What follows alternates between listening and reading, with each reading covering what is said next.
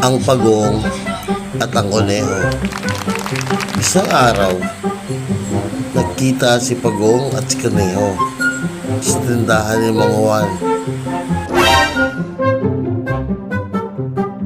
At tinanong ni Kuneho si Pagong, "Pagong, balita ko, ikaw daw ang pinakamatulit tumakbo rito ah." Wika ni Kuneho. At ang sabi ni Pagong, "Di totoo yan. Haka-haka lang nila yan." Kaya nagtanong uli si Kuneho, "O sige nga, kung haka-haka lang ito, subukan natin magkarera tayong dalawa." At tapa-oo naman si Pagong. "O sige." At sila ay nagsimula na magkarera. Sino kaya sa kanilang dalawang nanalo? Sino kaya? Alamin natin sa susunod na istorya.